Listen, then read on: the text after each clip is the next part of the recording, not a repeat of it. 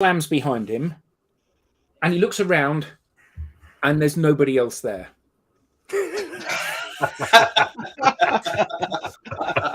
Boom, boom. Oh, great. Good morning and welcome to another edition of the Digital Download. Today, we're going to talk about mindset. It's our accomplishments that have propelled us to where we are today. But operating at our best all the time is hard, and sometimes it can lead to burnout. This week on the Digital Download, we'll have a special guest, Sarah Milby. We'll talk with Sarah about achieving and sustaining peak performance and how mindset is the key. But before we bring Sarah on, let's go around and introduce everyone. While we're doing that, let's have the audience reach out to a friend, ping them, and have them join us. We strive to make this a highly interactive experience, so audience participation is encouraged. Right, so introductions. Adam, would you please kick us off? Hi, I'm Adam Gray. I'm co-founder of DLA Ignite. And Rob, you said the digital download, but you didn't say what the digital download was, did you? No, I did not. Thank you for joining us on the Digital Download, the longest running weekly business talk show on LinkedIn Live. Thanks, Adam. Tracy.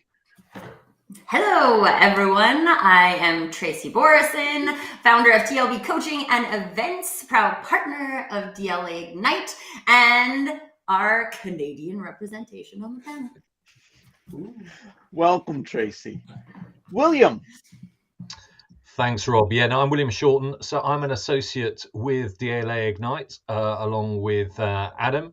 And I also run my own consultancy, William Shorten Learning Solutions. So I'm a consultant, facilitator, and business coach. Excellent. Thank you. Lenwood.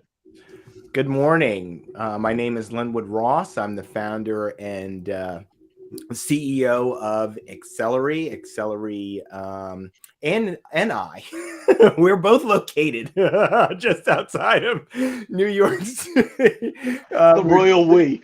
Exactly. We're located outside of New York City. We help people get work done faster, and we are partners of DLA Ignite.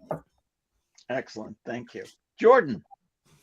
Hello, I'm Jordan Abbott, B2B Social Influence and Interaction Advisor at Supero, and of course, proud DLA Ignite partner. And a representative from France, Paris. Oh, oui, oui. Très bien, Glenwood. Sorry. Jensen. Hi all, I'm Jensen. I work at Supero, and I am a proud DLA associate working from Leighton Buzzard. Working from where? Leighton Buzzard.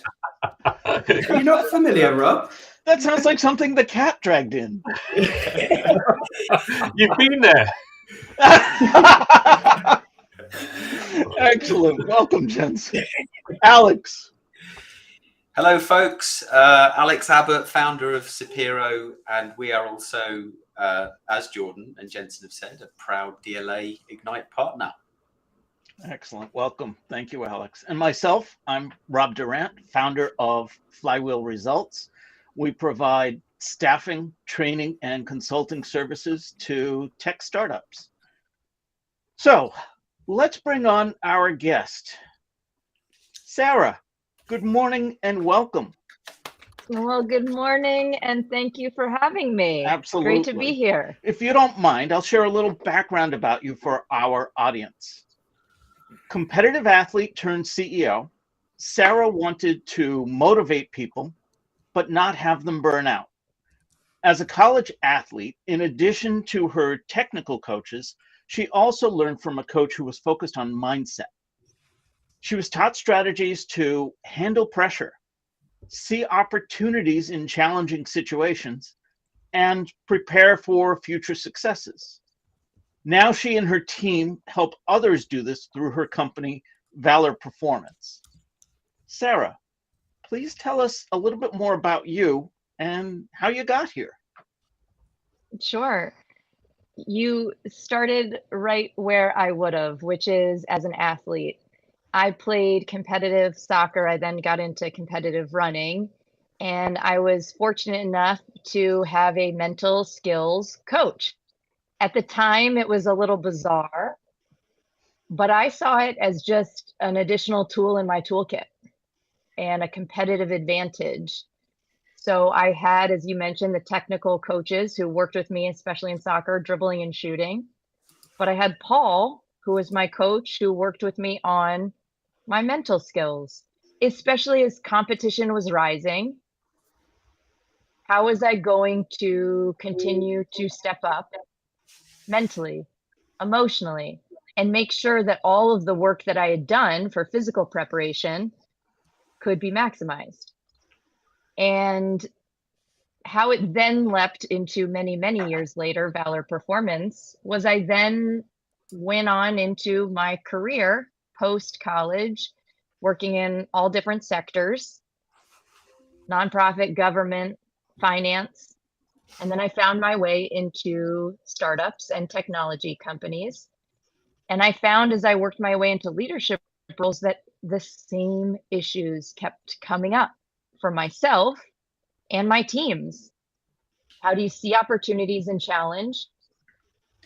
How do you make sure that you're positioning yourself to be primed and optimal mentally and emotionally as you go to execute on whatever the strategy, methodology, process is of your work? And I kept hearkening back to Paul. And I kept wishing that my team had access to a Paul in a scalable way. And then it started to just slowly plant the seeds for when I took the act of courage, hence Valor, heroic courage. I'm sort of obsessed with courage. In just seeing what would happen if I tried to create a scalable, technology-driven approach to giving people access to some of these best practices and having a coach in their corner. So we do leverage a lot of performance psychology, but we apply it into corporate and increasingly actually now into healthcare, which we're really excited about. So that's a little bit more of connecting the dots, a lot of zigging and zagging, but now I have the privilege of running this company, Valor. Awesome. Thank you for that. I want to pick up on that word courage. As you know, it takes courage to keep growing, to up-level your skills, to continue to improve and develop throughout your career. And it takes courage for organizations to see the potential that the future holds for its people. So we've asked you to come on the show and give us some insight on how we can use mindset to help us find that courage. But first, what is meant by mindset, and how can that help me? Yeah, sure. I mean, it's all about how you're viewing and reacting and responding to your environment. And we all have internal chatter. Whether you have the awareness of it or not is another question. But we all have the potential to hold ourselves back or propel ourselves forward by what we tell ourselves in our minds. And mindset is really what gives you some power and acknowledgement of the power that you can choose different thoughts. And the thoughts that you choose is very tied to then your emotions and your behaviors, which is of course very tied to your interactions with other people and your connections with other people. You know, many times people in our space will talk about leadership development, meaning how do you manage other people? How do you talk to other people? Communication. Yes, yes, yes, that's all critical. But sometimes we've underinvested in how we talk to ourselves as the starting point. and how that is so tied to then how we communicate and interact with others. So mindset is bringing that back. And we have a strong approach at Valor where how you lead yourself is then a building block to how you lead and connect with others, which is critical as you lead during times of change. And so I love mindset, and I love how you connected in that question to courage, because we all have the courage to potentially reframe something a little differently and to see it in a different way, or at least consider seeing it in a different way as we navigate our day-to-day environment. Tracy, I saw you nodding along. Yes, I have. So I have this question that I ask myself when I'm feeling like my energy is shifting in a downward way, whether I'm thinking empowering thoughts or I'm thinking disempowering thoughts.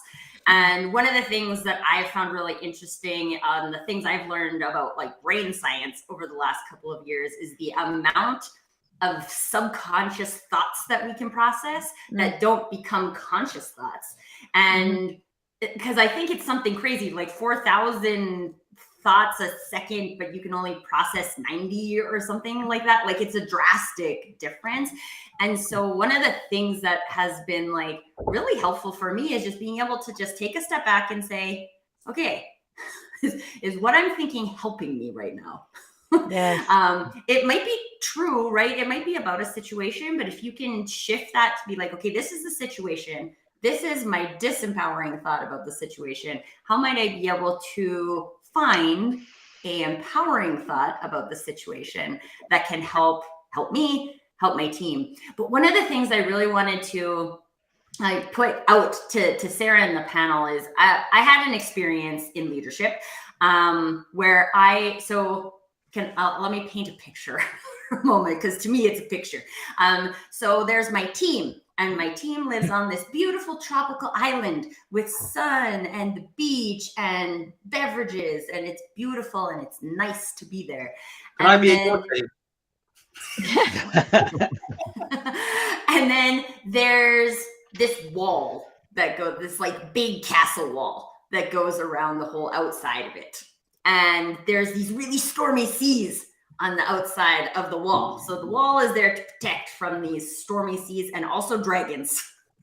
So there's like dragons trying to attack this island. And then there's Tracy with my armor and my sword, and I'm out fighting dragons so that my team can live in this like peaceful, sunny environment that feels good and is supportive of them and all of those things.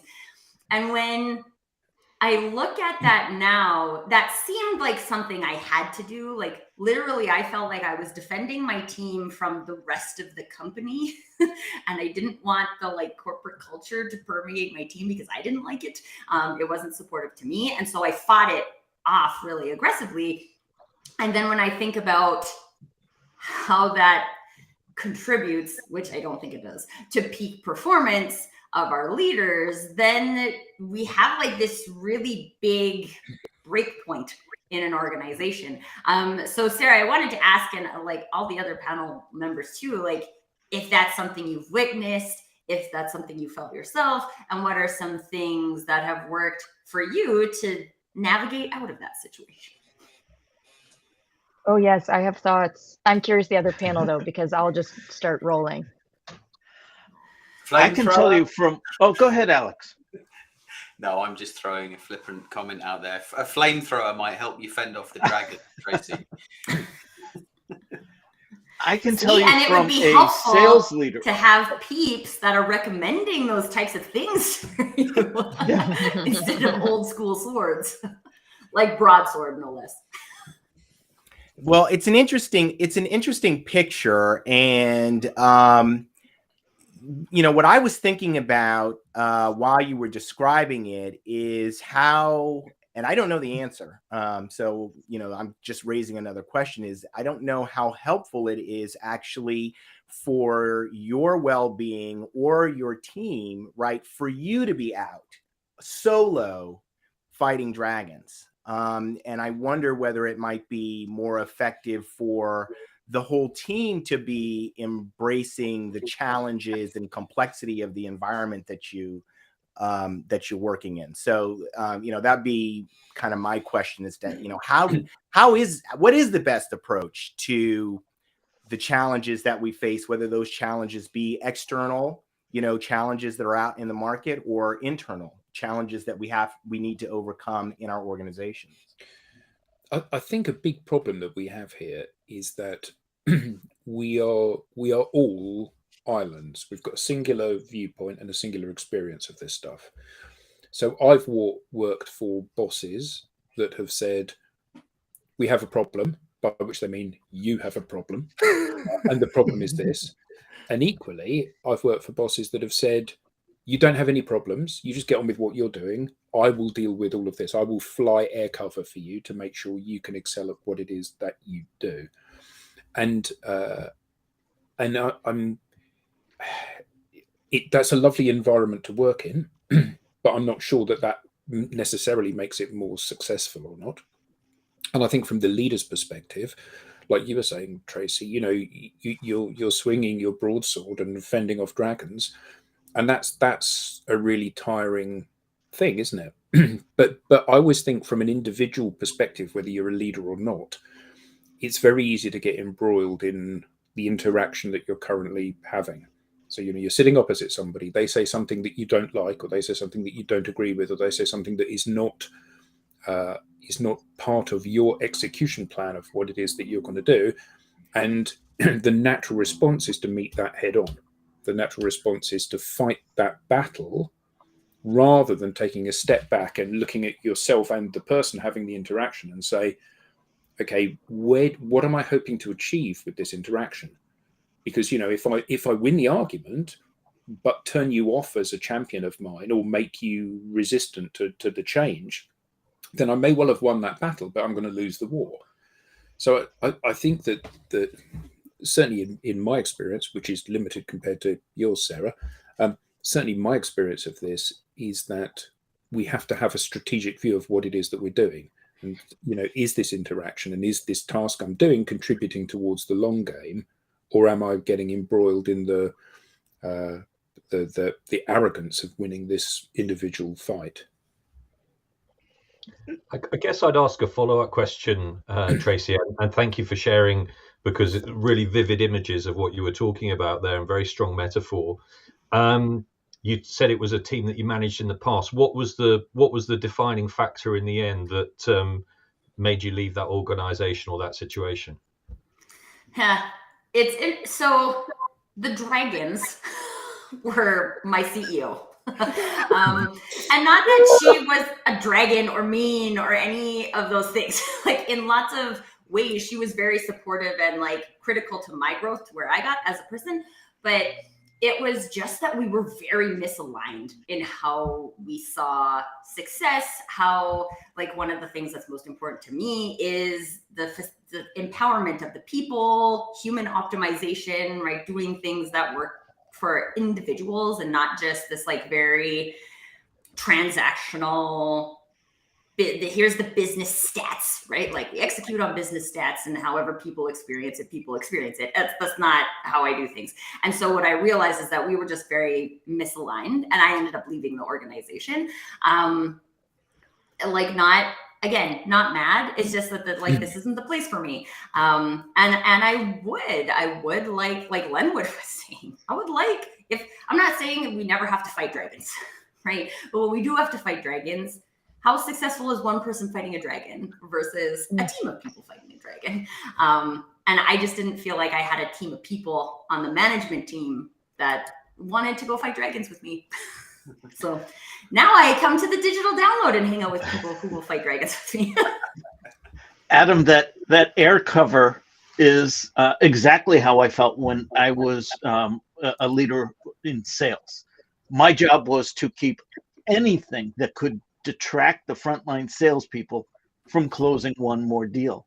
But Tracy, what I didn't realize until you said it earlier was that I was also protecting them from the company's culture, where I didn't feel that it was aligned with me or my team? Sarah, you said you had some thoughts. Yes, well, what I are you think, thinking? and I hope I'm not frozen. So I think I might have frozen there for a bit, but hopefully you can hear me okay. Hear you loud and You know, I clear. think, okay, great. I think we have to discuss values in this conversation as it relates to being such a strong pillar to creating culture. It's very normal for an organization to have micro cultures. So a team has a culture within a broader organization, which has a culture, which, by the way, every organization has a culture. Whether they have intentionally created it is another question. And part of that intentionality is having to do, oh, there's a slight time lag. Sorry about that. Having to do with the values that you set. As a leader, you can foster those conversations for a team to be empowered in how they want to show up in the day-to-day. The values that then drive the processes, the actions, and the interactions across the team. And we see it all the time where a leader and maybe their team have values that are different from the broader organization. And there are some situations where you can navigate that. You can control the controllables. There's so many different types of dragons, right? There's so many different types. It could be an individual. It could be an internal situation or change. It could be a competitor. It could be external change that we all have seen time and time again, especially over the past few years. So how do you navigate that change? Do you see the opportunity, or is it debilitating? And I think that's something that's going to be dependent on the situation. But what I love about this conversation is almost everybody acknowledged that you need to take a step back. Tracy, you even used that in your language. Sometimes I can take a step back and I can see this broader point. And I think just that, being able to see the bigger picture, can help inform how do you show up to that situation.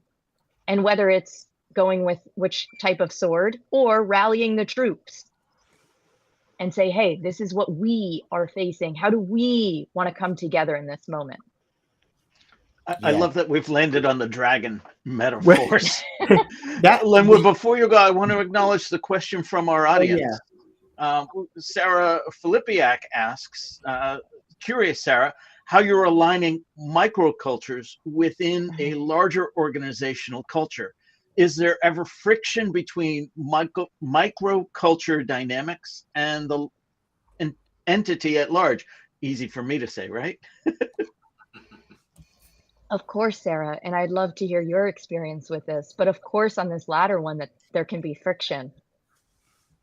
I mean, almost everybody was nodding when I said just that comment about microcultures. It seems like that definitely struck a chord. I'm curious what the other panelists think. But you're 100% right, Sarah, that there can be friction between a microculture. And sometimes those microcultures, in a beautiful way, can come together to create the fabric of a great organizational culture. But how are they aligning needs to be intentional. And so, and by the way, we see this, we're a globally distributed company. So we see this also culturally, and celebrating the individual cultures of certain regions, teams, and bringing them together in a unified organizational culture with values. So all of these things need to be intentional and deliberate conversations. What we find in our work and in our coaching, we talked a lot about mindset. Obviously, that's our bread and butter. But not being able to have those conversations is something we've seen over and over again, of just not knowing how to navigate the conversation to say, hey, we say this is our value. What does that mean to us? How do you think we should show up in these various situations if XYZ is one of our values? And by the way, is that still one of our values at this time for our organization? Or is it looking different for how we want to show up right now? Yeah, this is a really awesome conversation. And I would like to respond to what you said about the microcultures, because I have seen that. I've seen that play out in a way that is extremely destructive in an organization. And I think that it is emblematic, or maybe even that's really a bad word. It is a byproduct of the hierarchical nature of organizations, that kind of grew up in the 20th century, that the hierarchical structure was good for efficiency and even effectiveness, but it's not so great for the modern age, which is moves much faster and requires much more agility and adaptability. So this actually happens to be an area of focus for me. But when it comes to taking a step back and really being able to kind of assess those things in the organization, for me, when I started doing that, that's when things changed. I was a horrible leader at one time. I mean, absolutely terrible leader. No, we can't believe that, Glenwood. You being sarcastic. Anyway, He said was. Yeah, I was really horrible. But why was that? Is that because you were young and inexperienced, or because you had specific pressures on you? Because I think that I was kind of, obviously my comment was a funny comment, but the fact is that you are a really nice guy. I mean, a really nice guy, and yet you identified, looking back with hindsight, that you were a horrible leader. So what drove you to be a horrible leader? Because that's out of character for you, isn't it? Yeah. So it was youth and inexperience. Okay. So that there was that combination, but really when the pressure of the job started to weigh down on me without having any tools in my toolbox to handle it, then the flaws in my character started to appear. There started to be just sort of like, if you have character flaws, as we all do, but if there's significant character flaws, and imagine kind of a wall, and there's cracks at the bottom. When you start putting pressure on that wall, those cracks will start to spread, and eventually there'll be a breakdown in the wall. So basically what happened is, there was a tremendous amount of, this was an extremely high pressure situation. There's not character, I was the level below the C level. Our CEO was under investigation. My boss, the general counsel, was under investigation. And when I say investigation, it was like the FBI, the Securities and Exchange Commission, Banking Committee of the United States Congress. I mean, this is serious stuff. And so the pressure on me in that situation as the senior corporate attorney for the organization was significant.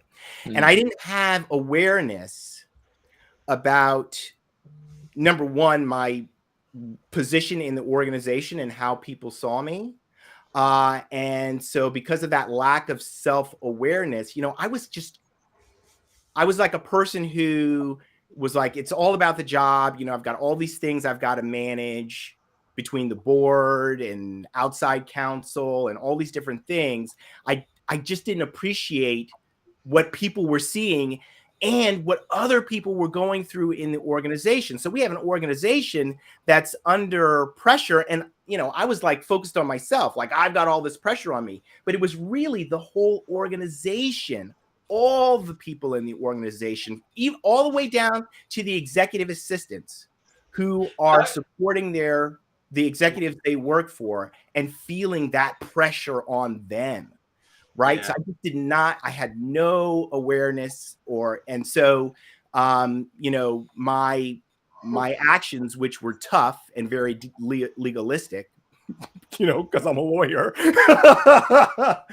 I didn't appreciate, the impact of my actions. And so anyway, what I was getting at was like this issue of self-awareness and leading yourself first, right? And just taking that beat and saying, one of the things that I did for a period of 2 years after I realized, oh my goodness, I'm a horrible leader. And I got to get this under control is I stopped speaking first, or not speaking first. I would just, anytime I was having an interaction with anyone, I just would not respond in that moment. If I could say that, I would just say, let me just take a minute. let me get back to you. Let me, and just take time to process what was happening, how that person might be feeling about it, and the impact it might be having on the organization. Lenwood, for that organization that you were working in, what were the espoused values or the kind of mission that organization had? That's a great question. I can tell you the mission, but I can't necessarily speak to the values because I don't remember what they were, or even if they were articulated. It was articulated in a, for the proxy statement. It was, it was something that was just a piece of paper. It wasn't something that was necessarily, spread across the organization. But the mission was to make the very best accessible to all children, and that was something that I still remember that, even though it's been years since I worked for that company. I loved that mission. I worked for a founder-led organization, a visionary entrepreneur who is, he's still out there doing his thing today. That is what the values around making the very best accessible to all children is what attracted me to the company and motivated me to go to work every day. We then had some managers who were Wall Street types who came into the organization. The conflict between those two ways of operating nearly destroyed the company. Sarah, I feel Oh, go ahead. Oh, yeah, go. No, I was just going to say, I feel so strongly to jump in just with the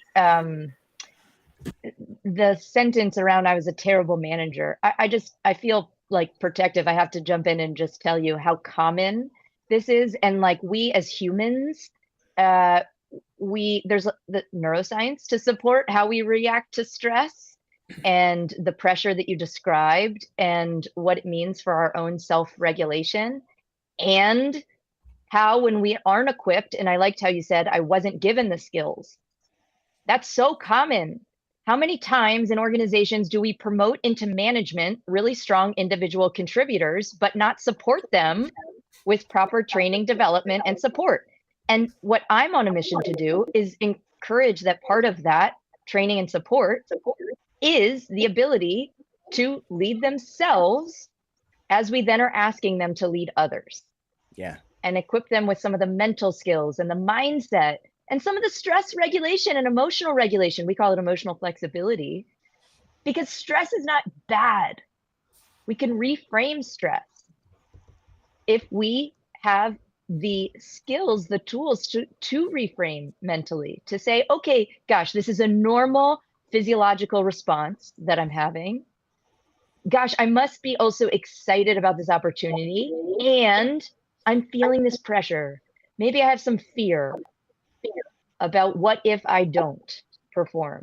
But if we don't ever have those conversations, then we're just leaving these unsupported leaders to have that ripple effect.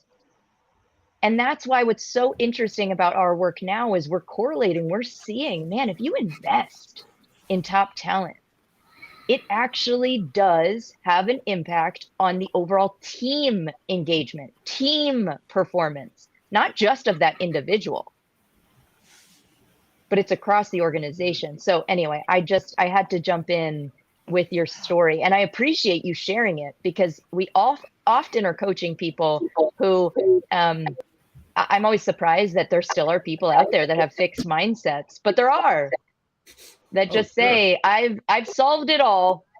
You can't teach me anything. I am the way I am. Yeah. I don't think anybody on this call, but so I No, just no, but appreciate the I have acknowledgement that we're solved it all all works the in time. progress. Oh, you have. Okay, that's right. Oh, so finally, I've met someone. Okay, there we go. I think Right that's- here on digital download. Sarah, I finally have met the person who has it all figured out. Don't you think that's still the fixed mindset is still the prevalent mindset in Yes. corporate America? For I sure. bought the book. Doesn't that count? Yeah. And they bought the book and totally. they just put it to their head and they hope that the information was just Yeah, it's just on the bookcase, and that counts. Oh, I didn't read all of I these. I've got the book. I don't think any leadership is lifelong learning. Like so much of, I mean, you're always learning and growing. We were talking about the dragons. I'm going to keep referencing dragons. Tracy, thank you for this analogy. Valor and dragons somehow go together. Right. Right. You know, situations are constantly changing. And so therefore we as leaders, I often think about like Sarah 1.0 wouldn't have started Valor. Sarah 2.0 started Valor. Scaling Valor is requiring Sarah 3.0. We are all in a state of evolution. It just, in order to maintain performance, you're in a state of evolution. What, you know, and Rob, you asked me this one time earlier, is like what, you know, got you here is not going to be what gets you there. And we just have to kind of like hold some of our practices, routines, mindsets loosely, and at least be thoughtful and intentional about them if we want to sustain peak performance. Yeah. So what got you here isn't going to get you there. When do you know it's time to switch? Sorry, I'm chuckling at Digital Download meets Dungeons and Dragons. Gosh, don't you think that we all benefit from a little bit of the introspection and just asking ourselves that question? You know, it's never black and white to say, okay, so if you face this, then you clearly, you know, you switch. I like to think of my own performance routines as experiments to consider or to try, right? Because my situation, not only with my organization that I talked about, but also we faced, you know, the pandemic. I became a mom. Like situations are constantly needing to just say, okay, is this working for me?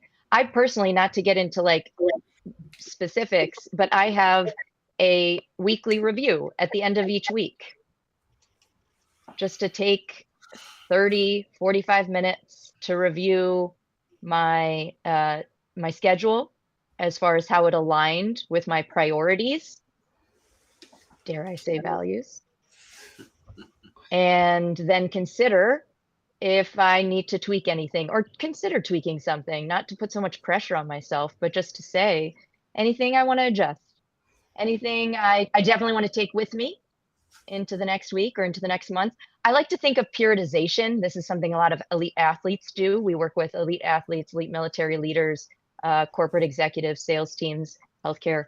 So a lot of our coaches understand the routines across these different performance arenas. And I like to think about periodization, right? So let me give an example. As a marathon runner, there's such thing as a taper right before I run the race. Sometimes you have a build-up phase. And so I think we can all as humans benefit from some periods, chapters, if you will, seasons of our life, and allow ourselves to have different goals for different seasons or different chapters. Use whatever phrase. I'm trying to bring it back to dragons. I haven't come up with something yet. Give me a second. We'll have some way that it goes back to dragons. I think there's also a word that both you, Sarah, and Len would have used, which is around kind of awareness. And I think, you know, that's a critical phase of understanding.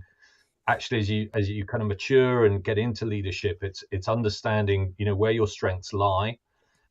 Sometimes some of the underdeveloped strengths you have, which you can use even more, and those areas which either you avoid or need some development. So I think it's that basis to kind of work and to build on those, and then of course, as you said, the self-reflection, and of course, the reflection of others, which you can get through feedback, and that's why so many organizations these days are talking about establishing feedback cultures, is because they want to kind of almost put this to act as a catalyst to kind of get this moving throughout the organization. The most important word you said there, Will, was maturity. So I've been listening to the conversations here, and Lenwood's issue when he was a horrible manager had nothing to do with the fact that he was a horrible manager. It had to do with the fact that he wasn't mature. And I think that one of the things that I have seen universally across organizations is that the best managers have been mature people. Now, often that aligns with age, not always, but often it aligns with age. But as you mature, you become much braver about taking criticism and acknowledging your weaknesses. So when we all set out in the workplace, we think we have to be best at absolutely everything. We think it's a competition. And the idea of saying, actually, Will, can you do that because you're much better at it? You'd never utter those words. You'd just say, yeah, give it to me, I'll do that. I'll need to be better than you. And as you get older, you realize that actually the greatest value you can add is this little stripe here, and an understanding of those things, but not doing those things necessarily. And part of that is the open mindset, and part of that is recognizing that you have a uniqueness to you, and it's that is your USP, and you don't have to be able to do everything, and that only comes with experience and with maturity. And when I've seen catastrophic management, it's invariably been because people have been promoted too fast, too far, too soon.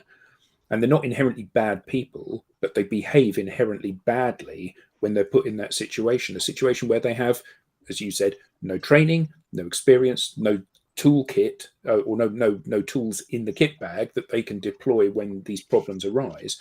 And they're afraid to put their hand up and say, actually, I'm lost. Can somebody please help me because I'm in this situation? And that bravery, back to broadsword and dragons, that bravery and that ability to vanquish those demons are all internal, aren't they? It's about saying, I need your help with this, Will. I need your help with this, Lenwood. And that only comes when you're secure enough to be able to say, yeah, I'm not good at everything. I want to acknowledge some of the comments from the audience. Sean Matten says, not all managers are good leaders. Leadership can be taught, but values such as integrity and kindness are critical. And then this other fellow commented, this Timothy Hughes, there was a fixed mindset pandemic in business. And I know people who say they have growth mindset, but are very fixed. Well, and I think that goes back to the self-awareness piece, right? I mean, I have this conversation often about the concept of authenticity, right? Because I feel like peak performance, authenticity evolves, right? So if you're going to stay peak, you have to evolve. Authenticity evolves. This is the human experience. And one of the things that I think is so, as you have time as an individual human to explore what is my thing that I'm good at, how can I find that?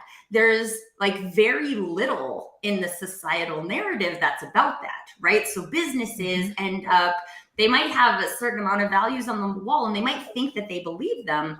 But then, Lenwood, one of the things I was hearing in your experience is that leaders need to make fast decisions, right? And if that could be a way a business is run, right? Leaders are expected to make fast decisions.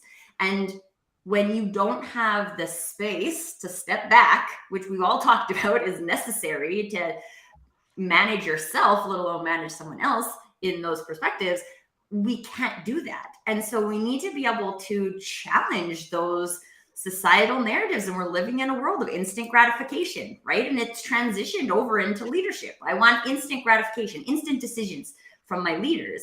And that doesn't allow a leader to be the leader that they can be, to maintain peak performance with the team. And similarly, in that conversation about self-awareness, where do we get taught self-awareness? Right? We don't get taught it in school. I didn't learn it in business school, that's for sure. I never had, like, although I had people I would consider really great managers, nobody had the conversation with me about, like, what do I believe? What do I think? What do I think my gifts are, right?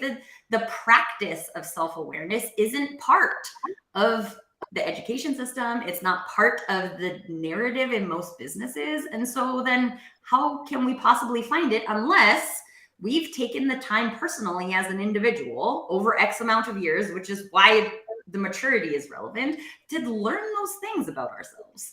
Yeah. Or you have a coach to help supercharge you, I feel the need to say. Yeah, or yeah. you have a coach. I mean, There we seriously, go. you have to have sometimes that partner, because to Rob's point, yeah, let me send you the 50 million books that then you have to read and then jot down some journaling and blah, blah, blah. Yeah, that's for sure. And many people do that. And a lot of other people may need a partner in this experience, this discovery process too, of self-awareness.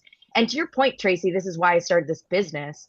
Like post-industrial revolution, to go back to Leonard, is like we have focused our modern workforce so much on the efficiency and effectiveness. We've squeezed out the humanity.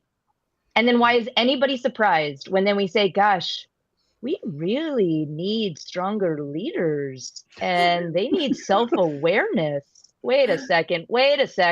We've created this modern workforce. Okay. I can get off on many tangents on this, but therefore it behooves all of us, and especially those in leadership positions, to encourage people to have taking the step back so they can be intentional. And as leaders, we can model it.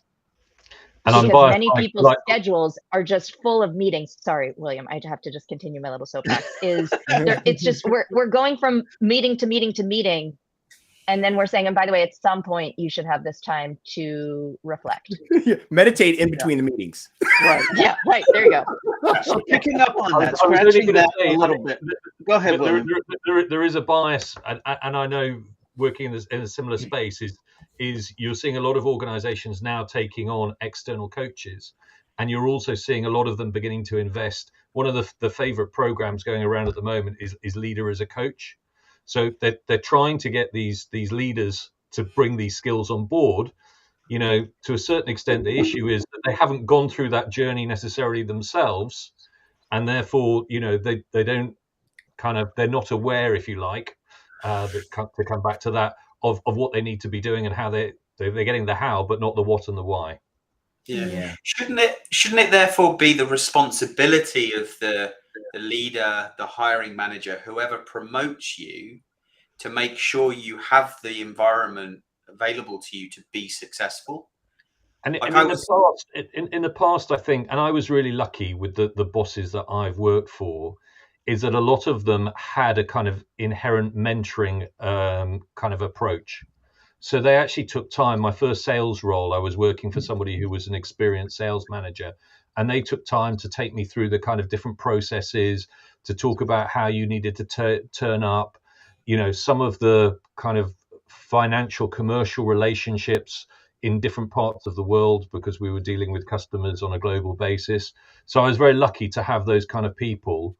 And I think, you know, it's one of those, if as a leader, as a manager, you see it as an important part of your role to develop the people that you've got working for you, then yeah, that should be something that kind of kicks in. And I think, you know, the more we can talk about that and highlight that, the importance that role plays, again, it kind of gets the message out.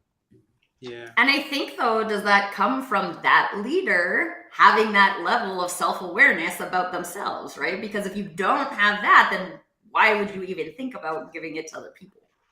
Yeah. Whereas Lenwood's situation, he was promoted, and you were expected to sink or swim by the sounds of it. Yeah, well, it's very interesting because, you know, to Sarah's point, I came into the organization. I was, you know, a high performer, and you know, they just kind of assumed, maybe, I don't know if they assumed or what, but I think the leaders in the organization had higher expectations for how I would perform than I even had of myself. Like, I didn't, like I said, I didn't have an awareness of my own abilities and how I was able to contribute to the organization. Part of that was the person that I was working for, but also I lost the kind of natural opportunity to develop and have like a normal period of like, oops, and okay, I need to correct, because, you know, we had this tremendous pressure that came on the organization, you know, from internal and external pressures that it just put me in a hot seat that I wasn't really ready for. So we come back to pressure, and one of the questions I was hoping we could ask Sarah today, with all of the growing pressures to deliver, what can we do to prevent burnout? How do we recognize the onset? And what can we do if burnout happens? Any thoughts there? Sure. And I whenever asked about burnout, I always have to give my preface, which is it wouldn't be such an epidemic if I could just tell you 3 bullet points and we could solve it today. So Fair. we have to think about the systems in which we are working, the organizations in which we are working, and that context. I'll give an extreme example before I answer your question. We do a lot with health systems. Okay, so we work a lot with clinicians and non-clinicians and physicians. And so we can talk about individual changes and mindset and strategies, but we also have to acknowledge the healthcare system, policy, organizational change that is required. Okay, preface, end. And so, therefore, let me get to your question. First, I think it's really important for us to be thoughtful on what are we saying yes to, and therefore, what are we saying no to? No one should be surprised if you're saying yes to everything, that then lo and behold, you get overwhelmed. And therefore you start to feel some early signs of burnout, meaning like some emotional exhaustion. You don't have that same vigor, that same engagement in your work. There's a strong correlation to work engagement and burnout. Or there's actually some really interesting new research demonstrating cognitive load. It's out of actually NASA Task Index, demonstrating how those can be early signs of burnout. How much mentally are you doing, especially task switching? All of us are probably guilty of it, but the task switching is very exhausting to us humans. And so even strategies like batch work, Cal Newport does a lot of great work around having like your, again, periodization within your day of focused work and allowing yourself to have that, scheduling yourself to have that, and be thoughtful with your energy management around it. Gosh, I'm much better to do my analytical work in the morning versus the afternoon. The afternoon, I'm starting to feel a little wane. That's usually where I want to have like more of a coffee chat. Maybe I need to go for a walk. I've been really thoughtful about this, like working from home, thinking about 2 days a week, wanting to do in-persons. So I go out of my way. I think about this within the schedule, my weekly schedule, to have some of these different types of energy, different types of work. And so all's just to say, there's like basically paying attention to your energy management, your emotional exhaustion, the cognitive load, all of those things are important. A couple other things to consider. One, Brad Stolberg and Steve Magnus, they wrote this book, Peak Performance. They're advisors. Brad is an advisor to Valor. I love this kind of framework that they use around burnout: mastery, autonomy, belonging. What does that mean? Mastery. We as humans like to see that what we're doing is working towards something, especially when we're feeling outside of some things are outside of our control. But we like to see that, like, man, all of that work, but it wasn't for nothing. Yeah. I went from X to Y. And so we have to be thoughtful about that. As leaders, we have to be thoughtful about this for our teams, for our organizations, and being clear with our communication around mastery. Second is autonomy. you're hearing all the rage right now is about flexibility. Yeah, I want to be clear on the goals for my team, but when and how you do it, that's up to you. Or, man, this is the overall objective, right? So like classic OKR stuff, right? What do you think some good key results should be? Why don't you go think that through, come back with 3 recommendations or 3 ideas and your clear recommendation for how we could implement that. So giving that empowerment. Tracy said that word earlier, right? That's like thinking about the autonomy. People want to feel that autonomy at work. And then lastly, belonging. We are tribal creatures. We have to be thinking about the social connection and a sense of belonging, being a part of something. Like Leonard mentioned about he even still to this day remembers the mission. Mission can be a huge unifying force for us humans. So can values. But be thinking about the sense of belonging, the team that is working so hard. So those are just a couple of thoughts. Again, no panacea. Sorry. You can kick me off the show now. Why do we have you here, really? Exactly. And I'll wave my dragon wand and all will be well. Nobody will have burnout. I want to acknowledge some of the comments. Rob Turrell, why do C-suite not get crisis management training anymore? This could perhaps stop burnout. And Matthew Lampy says, harking back to earlier comments on culture, creating and supporting cultures of coaching, mentoring, and individual development can build mental fitness and transform people and organizations. And then we also have Sean Matten. Empowerment is intimately linked to trust. Any thoughts around that? Trust. I have so many thoughts. Yeah, trust, psychological safety, all of those are so connected. I think those are great call outs. Matthew, yes, +1. And then I'll just say to Rob's point, interesting comment about crisis management. I would frankly say like adaptive leadership is now becoming all the rage these days, because what leader is not adapting? What leader is not having to navigate change? We've been nonstop, seems like, in crisis management mode.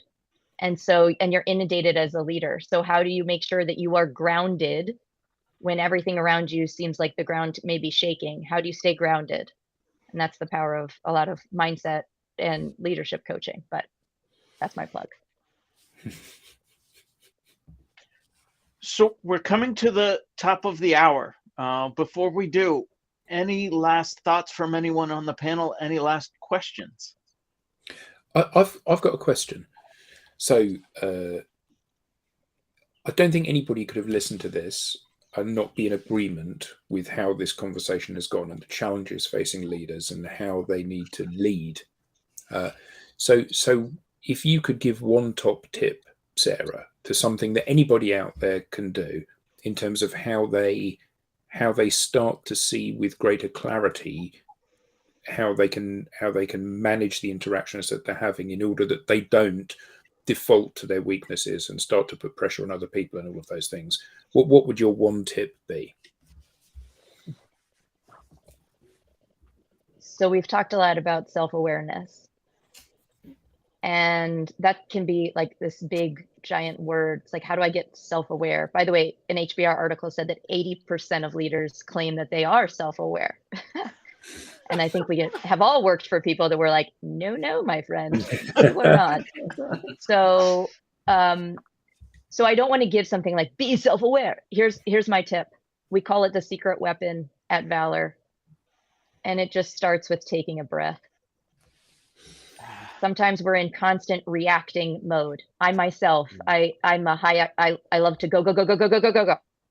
And so my tip that I give to myself every day is take a breath, because there is a difference between reacting and intentionally responding. And sometimes all it takes is just that breath. So is that the Sarah Bareilles song, Breathe? Just breathe. There you go. Yes, that's the theme song for the Dungeons and Dragons. There we go. I think that's a great point. You know, and that's kind of what I was talking about. Is I would react rather than respond, and just taking that moment to not react but rather respond. It's a huge difference. Yeah, Awesome. Brilliant. Thank you. That is our time for the week. Sarah, before we go, how can our audience connect with you? Where can they find you? All roads to Valor Performance will somehow find their way to me. So valorperform.com, or I'm on LinkedIn. So Sarah Milby, Valor Performance. You can find me, and I'd love to continue the conversation. Sarah, check it out. We have something in common, which I didn't know. What's that? Check the Yale banner. Oh, love it. Love it. Awesome. She went to Yale too, guys. There you go. Well, as always, another great episode. I want to thank our audience for the active participation. I want to thank our panelists for your contributions to the show. And Sarah, thank you so much for your time. It's been great getting to know you a little bit more and learning from you. Until next week, this is the Digital Download signing off. Bye all. See you later, Bye, everyone.